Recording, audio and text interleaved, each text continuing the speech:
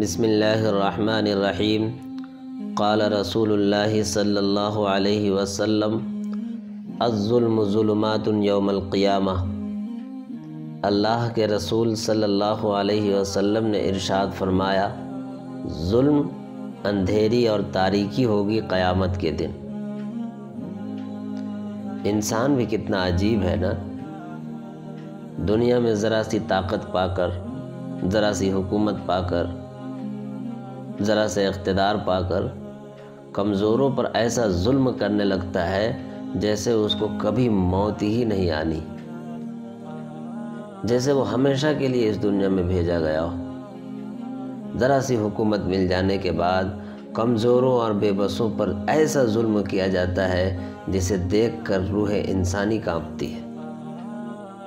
کسی کمزور و بے بس آدمی کو بغیر کسی وجہ کے گالیاں دے دینا، اسے ڈانٹ دینا، اس پر ہاتھ اٹھا دینا ایک عام سی بات ہے جس کو کچھ نہیں سمجھا جاتا۔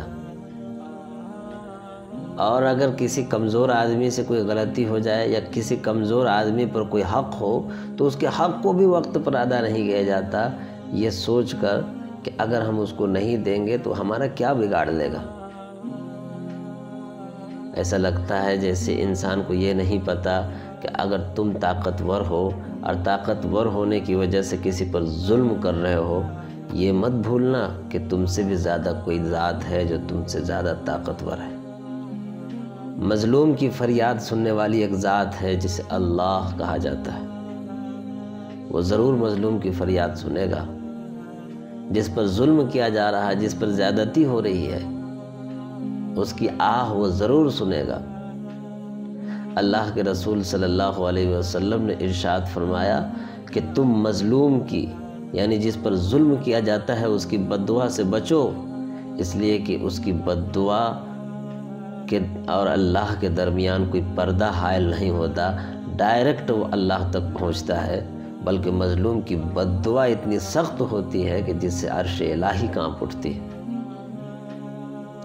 حضرت شیخ سعدی رحمۃ اللہ علیہ نے کتنی بڑی بات لکھی، کہا کہ جب کوئی کسی پر ظلم کرتا ہے اور وہ اس ظلم پر آہ کرتا ہے تو اس کی آہ کی طاقت، اس کی آہ کا دھواں اگر سمندر میں ڈال دیا جائے تو سمندر میں بھی آگ لگ جائے گی۔ اتنی خطرناک ایک مظلوم کے منہ سے نکلی ہوئی آہ ہوتی ہے، مگر دھڑلے سے ہم لوگوں کا ایک شیوا ہے کہ کون کیا کر لے گا۔ ذرا سی طاقت مل گئی، ذرا سے اقتدار مل گیا، یا اپنی شخصیت کا لوہا منوانے کے لیے کسی پر بھی ظلم کر بیٹھتے ہیں، زیادتی کر بیٹھتے ہیں، ذرہ برابر ہمیں خوف نہیں آتا۔ مفسرین نے ایک آیت کی تفسیر میں یہ بیان فرمایا ہے کہ ہر گناہ کی سزا دنیا میں ملتی ہے، مگر ظلم ایک ایسا گناہ ہے جس کی سزا، ہر گناہ کی سزا آخرت میں ملتی ہے، مگر ظلم ایک ایسا گناہ ہے جس کی سزا آخرت میں تو ملنا ہی ملنا ہے، دنیا میں بھی اس کی سزا مل جاتی ہے۔ اس کے علاوہ آپ اندازہ لگائیے اس واقعے سے کہ عمر بن عبدالعزیز رحمۃ اللہ علیہ، جو کہ ایک زمانے تک جنہوں نے دنیا میں حکومت کی ہے، اپنی کرسی اقتدار میں آنے سے پہلے، اپنی حکومت سنبھالنے سے پہلے اپنے خادم سے کہا کہ میں 3 خلفاء کو جانتا ہوں، یعنی 3 بادشاہوں کو جانتا ہوں جن کی موت کے بعد ان کا رخ قبلہ سے پھر چکا تھا۔ ان میں سے ایک ولید بن عبد الملک بن مروان، سلیمان بن عبد الملک۔ ولید بن عبد الملک کے بارے میں بتایا جاتا ہے کہ جب ان کا انتقال ہوا تو دیکھا گیا قبر میں جیسے کفن کھولا گیا، ویسے ہی یہ محسوس کیا گیا کہ ان کا چہرہ قبلہ سے دوسری طرف پھر چکا ہے۔ یہ عذاب قبر کا آغاز ہوا جس کا لوگوں نے مشاہدہ کیا، سامنے سے دیکھا۔ حالانکہ ولید بن عبد الملک کی زندگی یہ ہے کہ وہ رات میں لمبی لمبی رکعتیں تہجد میں پڑھا کرتے تھے۔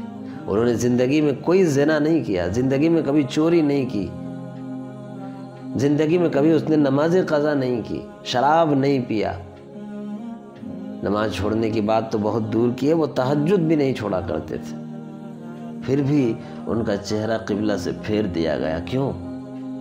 اس لیے کہ وہ ظلم کرتے تھے۔ اللہ کو ظلم بالکل پسند نہیں، اور اللہ کو عدل پسند ہے۔ جب بھی کسی نے ظلم کیا ہے اللہ تعالیٰ نے اس کا تختہ پلٹ کر رکھ دیا ہے۔ اسی لیے کبھی بھی انسان کو اقتدار ملنے پہ، طاقت ملنے پہ، دولت ملنے پہ، شہرت ملنے پر اترانا نہیں چاہیے، اور اترا کر کسی کمزور پر ظلم نہیں کرنا چاہیے، اس لیے کہ ظلم کا انجام بہت خطرناک ہوتا ہے، اور اس پر اللہ کی جو مار پڑتی ہے اس سے دنیا کی کوئی طاقت بچانے کی طاقت نہیں رکھتی۔ اس لیے اللہ تعالیٰ ہمیں ظلم سے بچنے کی مکمل توفیق عطا فرمائے۔